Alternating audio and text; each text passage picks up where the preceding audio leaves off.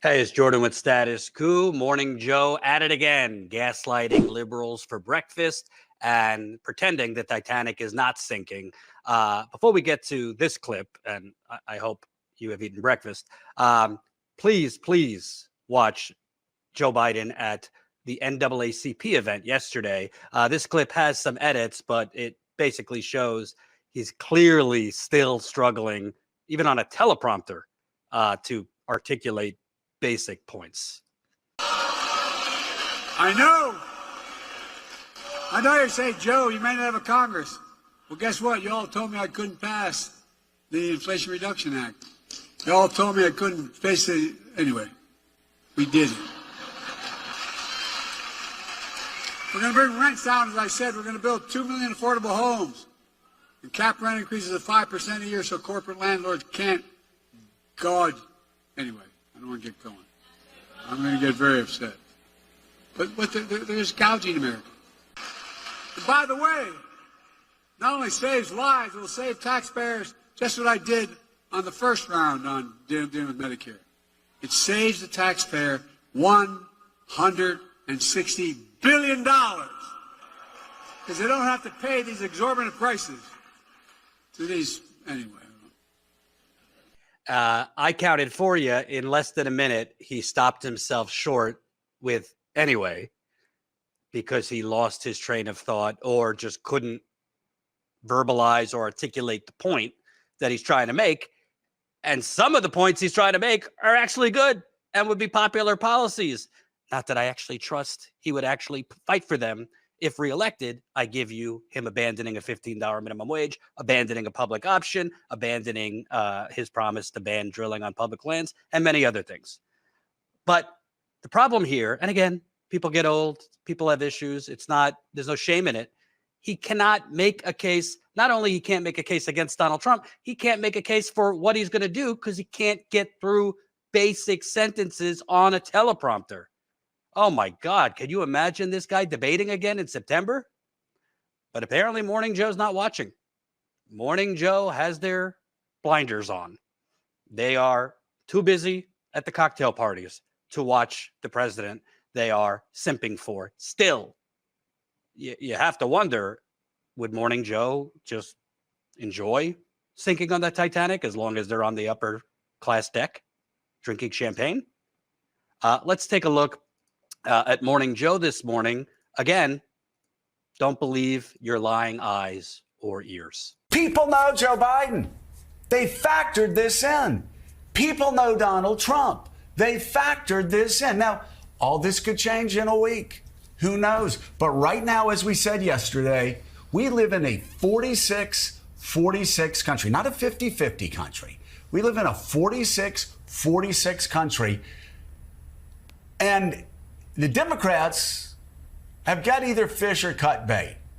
Like, if they can't drive Joe Biden from the race, they need to line up behind Joe Biden because there's no middle ground here. You're either united, a house divided against itself can't stand. You're either united or your side loses. They've got to make decisions fast. And all these stories about Nancy furiously going around trying to undermine Joe Biden, it's not working. I mean, I don't even know if that's true. We keep hearing about Barack Obama and all of Barack Obama's people quietly working behind the scenes to undermine Joe Biden. If they are, that's not helpful. It's not helpful, first of all. And secondly, it's not working with the rank and file base. After all of these historic moments, and Republicans are in Milwaukee, they know they're going to win. Just like, Karl Rove said Joe Biden can't win. I understand. He's turned in a terrible debate performance. He has trouble in interviews. He always has. But again, I want to see the polling that says that. I want to see the numbers that say that, because all I hear is, there's a secret poll. I've looked at internals of candidates and he's down by 87. Every public poll that's come out has this race tied, Mike, even after two of the most historic events in recent American political history. That's not just gaslighting your audience. You're lying to your audience when he's saying, I haven't seen one poll that says he cannot win. What are you, too busy gardening at your mansion with your wife, Mika, to read the polls? Every poll right now is showing Donald Trump winning in the battleground states, and things just got worse this morning.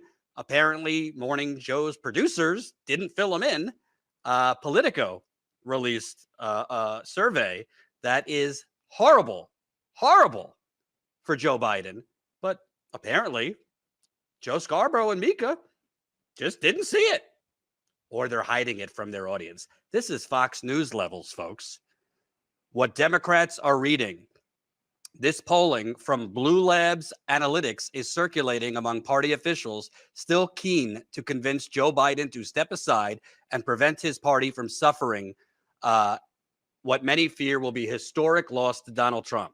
The top line findings from interviews with over 15,000 voters polled in 7 battleground states. So this isn't one of those flimsy polls, where they poll 500 people.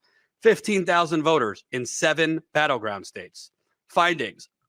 Alternative Democratic candidates run ahead of Biden by an average of 3 points across the battleground states.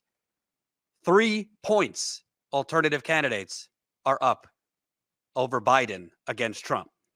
These battleground states, the difference could be 1 to 2 points in some of these battleground states, and other candidates, alternative candidates, are ahead of Biden by 3 points.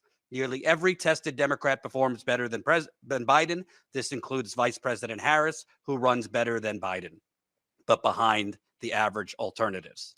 Some of the gains are coming from winning undecideds and those previously supporting a third party. However, alternative candidates are also pulling votes from Donald Trump. All candidates continue to hold the Democratic base.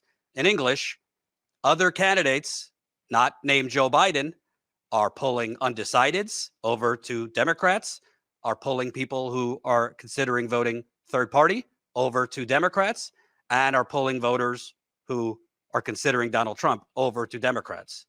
Voters are looking for a fresh face. Those more closely tied to the current administration perform relatively worse than other tested candidates, meaning Kamala Harris. The data here opens a new front in the fight to replace Biden, strongly arguing that the best chance to defeat Trump is with a new Democratic nominee. The strongest potential candidates in alphabetical order: Senator Mark Kelly, Governor of Maryland Wes Moore, Pennsylvania Governor Josh Shapiro, and Michigan Governor Gretchen Whitmer. All 4 outpaced Biden by roughly 5 points across battleground states. Now, none of these names are my cup of tea. They're all corporate Democrats that use, woke or identity political language to appeal to certain groups. But overall, they're not going to ruffle the status quo, but they would be 5 points more competitive than Biden in the battleground states. And those battleground states that Joe Scarborough says, show me one poll. I haven't seen one poll showing Joe Biden can't win. I mean, this is just one of many. This was YouGov, came out the other day. Arizona, Trump up by 7 points. Georgia, Trump up by 4 points. Michigan, Trump up by 2. North Carolina, Trump up by 4. Nevada, Trump up by 4. Pennsylvania, Trump up by 3. Wisconsin, Trump up by 5. Biden has to win. Most experts will tell you, has to win Pennsylvania, Wisconsin, and Michigan. Right now, not just in this poll, many battleground polls, he is losing all 3. Pennsylvania in particular, he's down a lot. But Joe Scarborough says, show me one poll. This is how you lose. This is how, if you actually believe Donald Trump would usher in fascism, I think he definitely has fascistic tendencies. I think we already have fascism in America. It's just the more cuddly kind that liberals are okay with when it's their side implementing it. I give you Standing Rock. I give you the poisoning of community after community and the government covering it up and doing nothing about it. I give you the police crackdowns all over America that have been going on for decades, including in blue cities, where Democratic governors and mayors unleash the police on peaceful protesters. We already have plenty of fascism in America.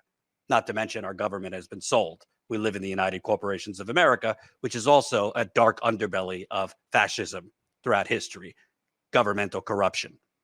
But this delusion that this is just a toss-up and it's 50-50 and the race is tied right now, and this delusion by Joe Scarborough, oh, America, we're 46-46. No, America is progressive on the issues. If you have a half-lucid candidate to push those progressive issues, a Democrat would win in a landslide. What Biden is proposing, not that I trust he would actually fight for it, a cap on rents at 5%. He's now pushing other progressive legislation, including term limits for Supreme Court justices. Again, I can't honestly tell you I trust he would fight for it because he made promises running in 2020 and quickly abandoned it. But if you could actually articulate with passion and fire these progressive policies, he would be doing a lot better in battleground states. But he can't get through a speech on a teleprompter.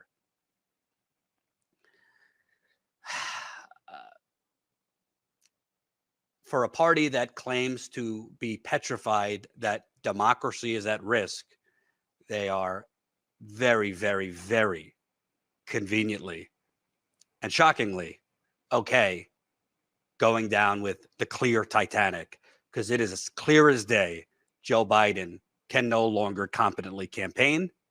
Even if he could competently campaign, it would still be close because he has dug himself into such a hole. But the fact that outlets like Morning Joe are telling you, show me one poll, this thing is tied, they're lying to their audience. And they've been lying to their audience for years, which is why so many older Americans, not all older Americans, plenty of older people that watch us and are progressive and don't buy into this BS, but so many older Americans that watch cable news are so misinformed and continue to vote against all of our own interest.